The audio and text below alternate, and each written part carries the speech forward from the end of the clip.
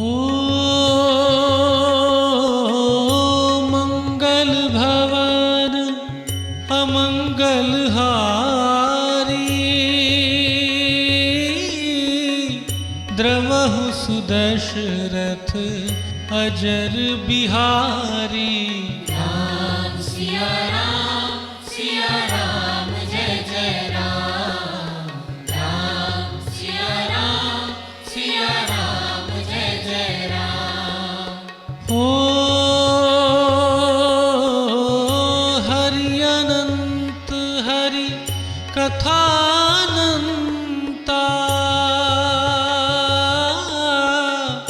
कहहि सुनहि बहु विधि सब संता। राम सिया राम जय जय राम। राम सिया राम जय जय राम।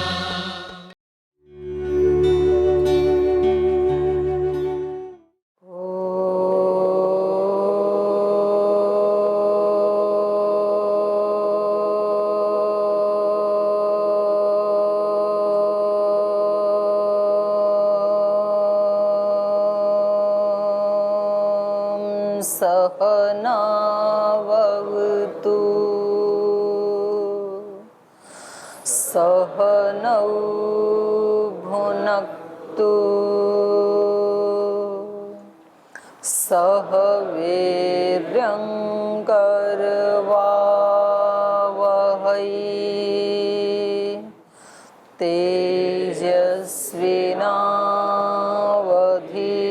तेजस्विनावधीतमस्तु मा विद्विषावहै।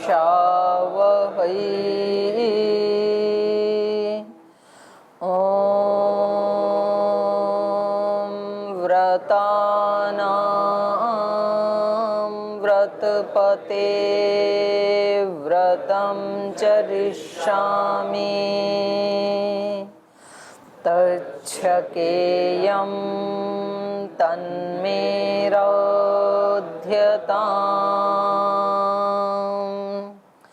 इदमहमनृतात् सत्यमुपैमि। ॐ शान्ति शान्ति शान्तिः।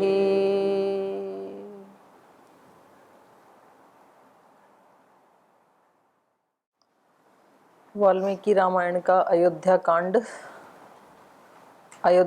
का 47वां सर्ग। और इसमें कौशल्या का शोक अभी शांत हुआ नहीं। यद्यपि सुमंत्र जी ने उनको बताया कि ये शोक करने का विषय नहीं है, ये तो गौरव का विषय है। तो आपको अपने बारे में या महाराजा दशरथ के बारे में या प्रजाजनों के बारे में सोच करके चिंता नहीं करनी चाहिए, शोक नहीं करना चाहिए। ये तो ऐसा चरित्र श्री राम का यहाँ से प्रारंभ हुआ है कि उसको सदियों तक सुयश के रूप में पढ़ा जाएगा। चरितम लोके शाश्वतम प्रतिष्ठास्यति। लेकिन अब इनका सुमंत्र के प्रति तो नहीं है थोड़ी नाराजगी, दशरथ जी के प्रति नाराजगी है। वो कहती हैं तीनों लोकों में आपका यश है, तीनों लोकों में आपको लोग उदार कहते हैं, आपको प्रियवादी कहते हैं, लेकिन आपने मेरे बांधवों के साथ, मेरे पुत्रों के साथ, पुत्रवधू के साथ, मेरे प्रियजनों के साथ आपने करुणा का व्यवहार नहीं किया, न्याय का व्यवहार नहीं किया। आपने उनको जो सुख पाने के योग्य थे, जो राजभोग के योग्य थे, वो आज वनों में दीनहीन अवस्था में मारे फिर रहे हैं। परिधावंती सुखारहा कृपणा वने। तो इसलिए कह रही हैं कि यदि आपने द्विजाति चरितो धर्मः, ब्राह्मणों के द्वारा आचरण में जो लाया जाता है ऐसे धर्म का, और शास्त्र दृष्ट सनातन धर्मः, और शास्त्र में जिसका वर्णन किया है ऐसे सनातन धर्म का, यदि ते धर्म निरते, यदि आप उस धर्म में निरत होते, अगर आपने उस शास्त्रोक्त धर्म का पालन किया होता या विद्वानों के ब्राह्मणों के द्वारा कहे हुए धर्म का यदि आपने पालन किया होता, तो क्या आप मेरे पुत्रों को निकालते अयोध्या से? कदापि न निकालते। तो एक तरह से इनडायरेक्ट रूप से क्या कह दिया महाराजा दशरथ को? अधार्मिक। जानते हैं कि ये धर्म का ही पालन करने वाले हैं, लेकिन शोक की अवस्था में अप्रत्यक्ष रूप से महाराजा दशरथ को अधार्मिक कह रही हैं कि धर्म का कोई आपके ऊपर वो दिखाई नहीं देता है, आपके आचरण में कोई ऐसी कि आप धार्मिक व्यक्ति हैं। तो ये 4 श्लोक तक हमने पिछली कक्षा में पढ़ा। आप में से किसी को कुछ पूछना है तो पहले पूछ सकते हैं। कुछ पूछना है किसी को? ओम दीदी जी, मन और विचार ध्वनि का ही रूप है क्या? क्या? मन और विचार ध्वनि का क्या रूप है? ध्वनि का? हाँ। मन तो अहंकार से बना है शास्त्रों में। तो मैंने अनुभव किया हो, है ना, जब शांत रहता हूँ तो विचार गिर जाता है, जब बोलने लगता हूँ तो विचार उत्पन्न होता है। तो आप चुप ही रहा करो फिर ज्यादा समय ना। ठीक है, निर्विचार रहो, निर्विकार रहो। तो इससे ध्वनि का कुछ ना, ध्वनि का कोई संबंध नहीं है इससे। और कोई प्रश्न? ओ माता जी, मेरा प्रश्न, मनुष्य सत्य को छोड़कर असत्य की ओर क्यों झुक जाता है? क्योंकि उसको असत्य ही अच्छा लगता है। सत्य क्यों नहीं? उसमें उसको कठिनाई मालूम पड़ती है। क्यों कठिनाई मालूम पड़ती है? स्वभाव से ही व्यक्ति सुख चाहता है। तो कोई उदाहरण दो, जो व्यक्ति सत्य को छोड़ के असत्य की तरफ गया, तो उससे पूछें कि भाई आप क्यों गए, सत्य में क्यों नहीं चले, या आप गए तो आप बता दो। नहीं, मैं तो गया नहीं था। अच्छा, आप नहीं गए? तो आपको कैसे पता लगा कि दूसरे चले गए? मैं देखा था कहीं, मतलब नहीं देखा? अच्छा, इसलिए मैं इतने ज्यादा दूसरों के निर्णायक मत बनो, क्योंकि हम तो अपने बारे में भी नहीं जानते पूरा, तो दूसरे के बारे में कि ये सत्य की तरफ जा रहा है कि असत्य की तरफ जा रहा है, ये अपना काम नहीं है। ये उसी व्यक्ति को ही देखने दो वो किधर जा रहा है। अपने को अपनी वाली डायरेक्शन जरूर देखनी है कि, क्योंकि जब हम किसी गलत व्यक्ति को गलत काम करते हुए देख रहे हैं तो हमारी डायरेक्शन तो गलत हो ही गई। तो अपने को बचा के रखना है पहले।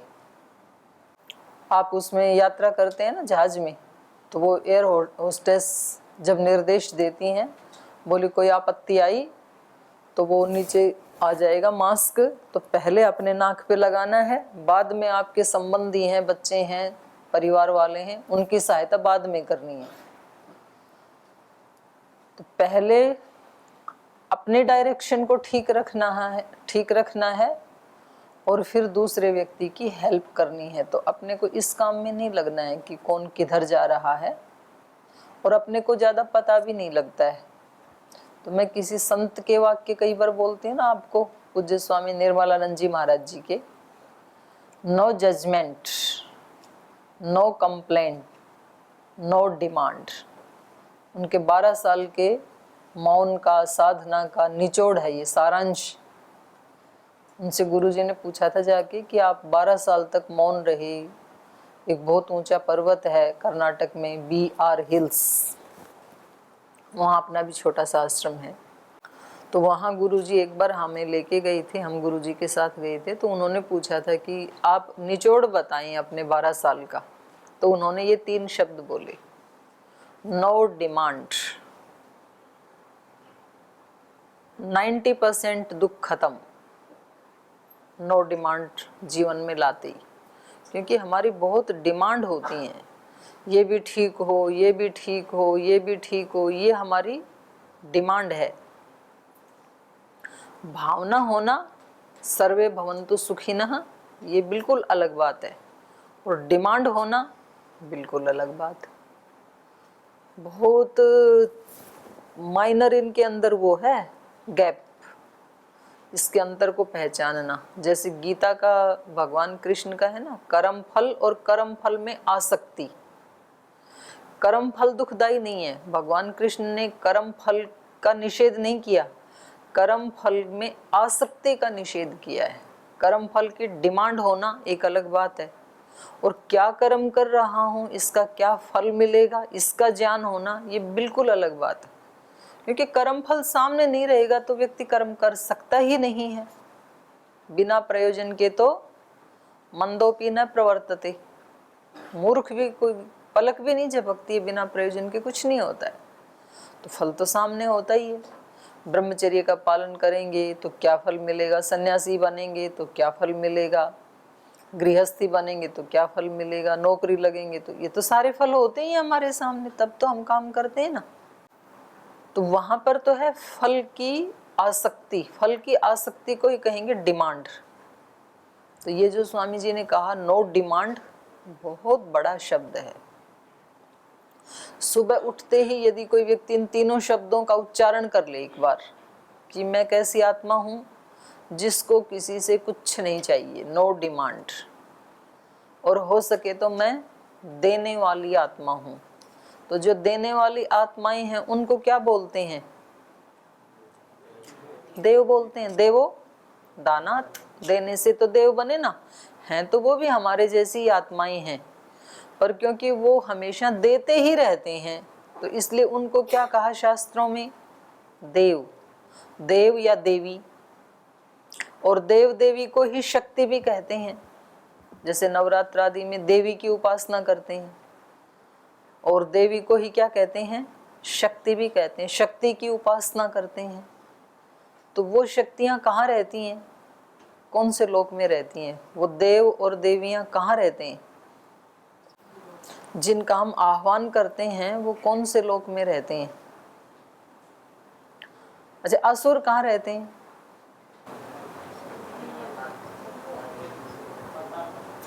पाताल में। अच्छा, और देव कहाँ रहते हैं, स्वर्ग में। बिल्कुल ठीक बात है। ये कहाँ है, पाताल कहाँ है और स्वर्ग कहाँ है, यहीं पे है। कहाँ, पाताल कहाँ है और स्वर्ग कहाँ है, ये अपने शरीर में ही है, अपने अस्तित्व में ही है। अच्छा, मैं आपसे पूछूं, आपके अंदर, आप में से निस्वार्थ प्रेम करने की शक्ति किस किस के अंदर है, किस किस के पास है, निस्वार्थ प्रेम करने की शक्ति किस किस के पास। हाँ, उनको क्या देख रहे हो आप, अपने वाला देखो ना, बहुत अच्छी बात है। अच्छा, बाकी बिना ही उसके हैं क्या, बिना ही शक्ति के, बैठो नीचे करो। क्षमा करने की शक्ति किस किस के पास है, जो किसी को क्षमा कर सकें। इसमें और ज्यादा हाथ उठे हैं, नीचे कर लीजिए। और जो कुछ हुआ उसको भूल जाने की शक्ति किस किस के पास है, जो हुआ सो हुआ, ये शक्ति आपके पास है। दूसरों की सेवा करने की शक्ति किस किस के पास है, हम किसी की सेवा कर सकते हैं। इसमें और ज्यादा हाथ उठे हैं, नीचे कर लीजिए। और ज्ञान को प्राप्त करने की शक्ति किस किस के पास है, कुछ ज्ञान हम प्राप्त कर सकते हैं, नीचे कर लीजिए। ये शक्तियां हम सब के अंदर हैं। किसी ने हाथ उठाया, किसी ने नहीं उठाया, नहीं उठाया उनके अंदर भी हैं, पर या तो शायद वो जागरूक नहीं है, या तो फिर उनका अहंकार उनको हाथ उठाने के लिए मना कर रहा है। तो कोई बात नहीं, ये जो शक्तियां हैं ये ही देवी देवता हैं। वो देवी देवता जिनको हम 4-5 नाम लेकर के देवी या देवता कहते हैं, तो उनके अंदर भी तो यही शक्तियां हैं ना। हम कोई भी अपराध करें और फिर मंदिर में जाके उनके सामने हाथ जोड़ें कि हमारे को क्षमा करो। आज भी महाराज जी प्रार्थना गा रहे थे ना सुबह, क्षमा करो हे मेरे प्रभु जी अब तक के सारे अपराध। और दूसरा क्या था, भूल दिखाकर उसे मिटाकर। हे हृदयेश्वर, हे सर्वेश्वर, हे प्राणेश्वर, हे परमेश्वर, भूलों को दिखाकर और उनको मिटाकर अपना प्रेम प्रदान करो। तो प्रेम प्रदान करते हैं इसलिए तो वो देवता हैं। हम कोई भूल करके मंदिर में जाते हैं और फिर माफ़ी मांगते हैं और हमें अपेक्षा ये होती है कि हमें ये माफ़ करके अपना प्रेम देंगे, इसलिए तो जाते हैं उनके पास। तो जो किसी को क्षमा कर दे वो देवता, जो दूसरे को प्रेम कर सके निस्वार्थ भाव से, कोई स्वार्थ नहीं है, वो देवता। जो किसी को क्षमा कर सके, चलो आपने मेरे साथ जो किया किया, मैंने भुला दिया, सब मेरे को याद नहीं है, और वो माफी ना मांगे तो भी कर दिया, वो तो अपने अंदर करना है ना, उसको थोड़ी सुनाना है। अपने अंदर मानसिक रूप से उसको बोला हमने आपको क्षमा कर दिया। नहीं तो व्यक्ति कहता क्षमा तो कर दूं पर क्षमा मांगे तब तो करूं, ये तो मांगने को ही तैयार नहीं है। ये एक बार बोल दे कि मुझे क्षमा करो तो मैं कर दूंगा, और वो कहता है मैं मांगूंगा नहीं क्षमा, क्योंकि मेरी दृष्टि में मैंने कोई अपराध किया ही नहीं। तो दोनों फिर अकड़ में रहते हैं। तो इसलिए बिना मांगे ही कर दो, अपने अंदर कर दो, तो आपके अंदर देवी आ जाएगी। देवी का आह्वान करने का मतलब यही है, शक्ति का। ये शक्तियां भी हैं, ये देवियां भी हैं, ये देव भी हैं। इनका अपने अंदर आह्वान करें हम कि मेरे अंदर ये शक्तियां अभिव्यक्त हों, यही देवी देवों की उपासना है। और कुछ छोटे छोटे असुर भी हैं आप में से किसी के अंदर, छोटे छोटे ही होंगे, हैं किसी के अंदर, हैं 5-7 ही हाथ उठे हैं, वो तो मार देंगे। जिनको ये है कि है तो मैं पूछूंगी नहीं, तो वो सब के अंदर ही होते हैं। वो सब के अंदर अलग अलग होते हैं। किसी के अंदर कामनाएं हैं, किसी के अंदर क्रोध है, किसी के अंदर लोभ है, मोह है, घृणा है, द्वेष है, यही असुर हैं। और किसी के अंदर थोड़ा बड़ा भी असुर है, किसी के अंदर छोटा सा है सब के अंदर। लेकिन क्योंकि बिल्कुल नहीं होते तब तो आत्मा मोक्ष में मिलता। फिर तो सारे दोष हटाने के बाद फिर योगी धरती पे नहीं रहता है, फिर उसका जन्म नहीं होता है। तो छोटे छोटे असुर भी हैं और देवी देवता भी हैं। तो करना क्या है, दैवी शक्तियों का आह्वान, शक्ति की पूजा करते हैं ना। और असुरों का विनाश, देवी त्रिशूल उठा के, जो असुर किसी से नहीं मरते उसको देवी मारती है, महिषासुर आदि को। मतलब शक्ति से बड़े असुर का भी नाश हो सकता है, वो अपने अंदर ही हैं। तो मैं आपको क्या कह रही थी, नो डिमांड। मेरे अंदर ही कौन सी शक्तियां हैं, सबको देने की शक्ति है।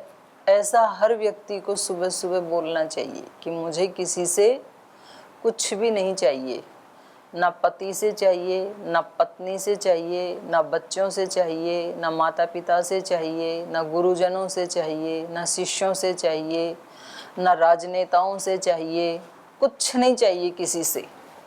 मैं तृप्त हूँ, बिल्कुल पूर्ण हूँ। मैं कुछ देने के लिए आया हूँ, ऐसा यदि व्यक्ति सोच ले, नो डिमांड, किसी से कोई डिमांड नहीं है, तो फिर व्यक्ति के 90% दुख दूर हो सकते हैं। तो देखो स्वामी जी ने कितनी बड़ी खोज की 12 साल में। उन्होंने कहा नो डिमांड, किसी से मत मांगो, डिमांड में ही दुख है। डिमांड का हमें पता नहीं चलता है। हम कहते हैं जी हम तो घर बार छोड़ आए, हम तो डिमांड करते ही नहीं है। दूसरे व्यक्ति क्या कर रहे हैं उससे हम यदि दुखी हो रहे हैं तो ये भी एक डिमांड का ही रूप है। उसको ठीक करने का भाव तो होना चाहिए कि भाई ये भी ठीक हो, लेकिन उसमें ही हम अपना सारा समय और शक्ति लगा दें उसको ठीक करने में, और वो ठीक होने के लिए तैयार नहीं है। वो कहता है मैं बेठीक हूँ ही नहीं। आप मेरे को बेठीक देख रहे हो तो आप ही बेठीक हो, आपकी दृष्टि ही गलत है, मैं गलत नहीं हूँ। तो दोनों का भी लाभ नहीं हुआ ना। फिर और अगला उन्होंने कहा नो कंप्लेंट, कोई शिकायत नहीं। जहाँ ले चलोगे भगवान वहीं मैं चलूँगा, जहाँ नाथ रख लोगे वहीं मैं रहूँगा। नो कंप्लेंट, मेरे सुख दुख का कारण मैं स्वयं हूँ। छोटी सी बात है लेकिन जीवन की दिशा मोड़ देने वाली बात है। मेरे दुख का या मेरे सुख का, आज मैं जिस भी स्थिति में हूँ उसका कारण मैं हूँ। और खास करके आध्यात्मिक दुखों का, भौतिक दुखों का कारण कोई दूसरा हो सकता है, उसकी मनाही नहीं है।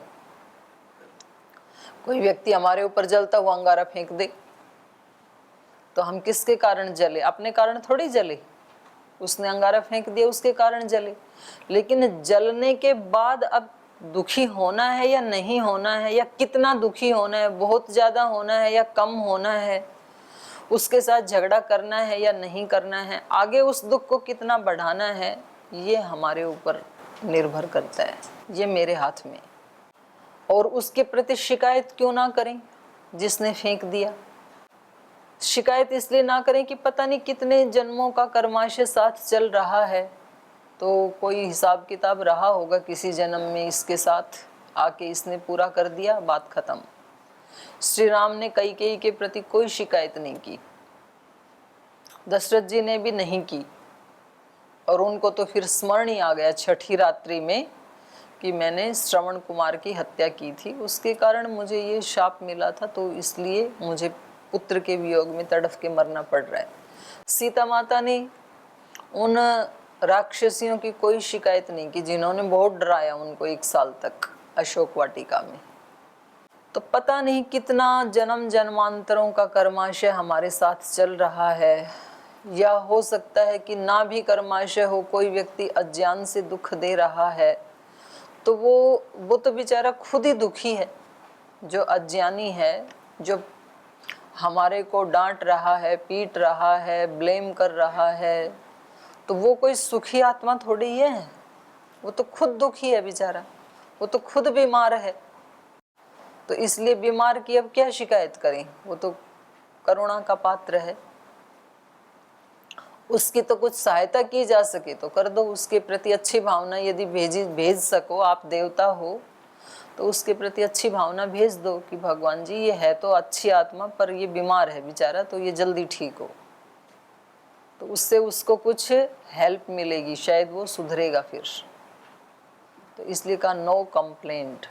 और तीसरा नो जजमेंट, तुरंत निर्णय मत दे दो कि ये ऐसा व्यक्ति है, ये क्यों गलत रास्ते पे चल रहे हैं सब आत्माएं, मैं तो ठीक रास्ते पे चल रहा हूँ। आप यदि ठीक रास्ते पे चल रहे हो ना तो बस पर्याप्त है, आप किसी न किसी दिन उनको भी ठीक रास्ते पे ले ही आओगे।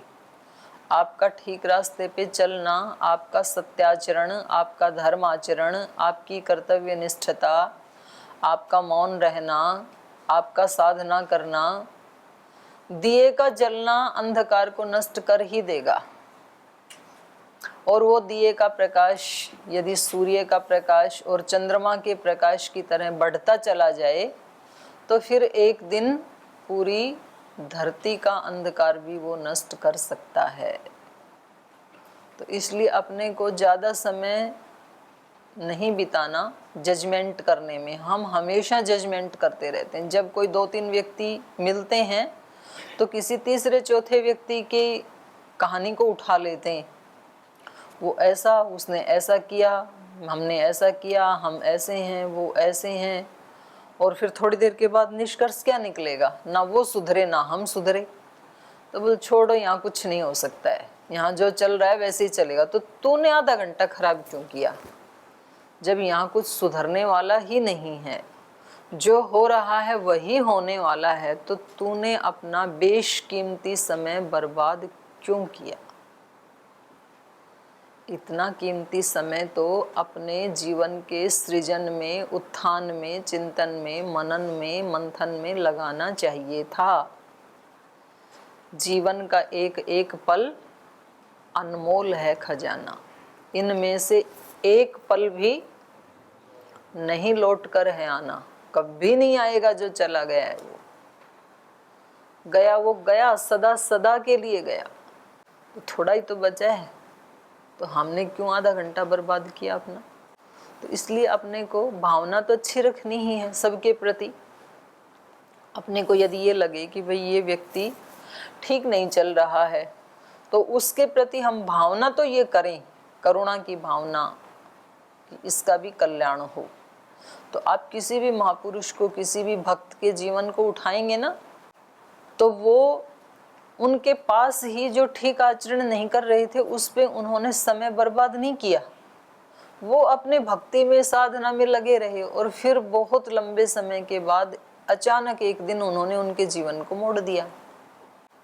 जैसे प्रहलाद भक्त भक्ति में लगे रहते थे, उनके पिता उल्टे ही रास्ते पे चलने में लगे रहते थे, उनको कष्ट ही देते थे, लेकिन उन्होंने उनको सुधारने की कोशिश नहीं की, अपने भक्ति को बढ़ाने की कोशिश की। और एक दिन फिर उन्होंने अपने पिता को, उनके जीवन को मोड़ दिया। तो कौन सी शक्ति बढ़ेगी वो दूसरे को बदल सकती है। अच्छाई बढ़ेगी तो बुराई को बदल सकती है, बुराई बढ़ेगी तो अच्छाई को बदल सकती है। किसका पलड़ा भारी है? युद्ध तो शाश्वत है।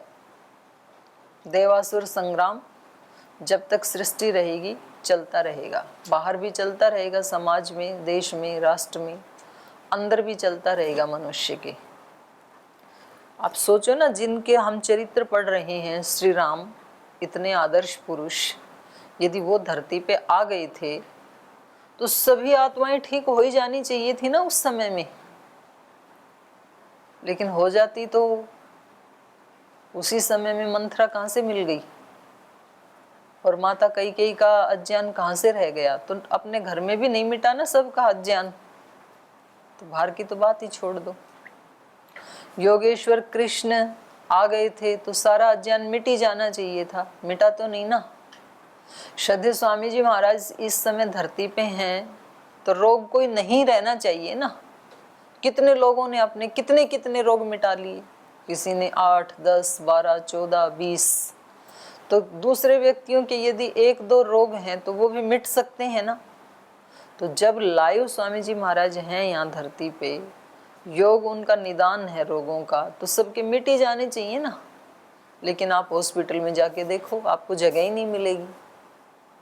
कितने लोग हैं हॉस्पिटलों में। तो इसलिए पूरा पूरा नहीं कर सकते हैं हम। ये जो युद्ध है ये शाश्वत है, ये चलता ही रहेगा और अपने अंदर का भी चलता रहेगा। तो इसलिए ज्यादा समय और शक्ति सृजन में लगे। ठीक है ब्रह्मचारी,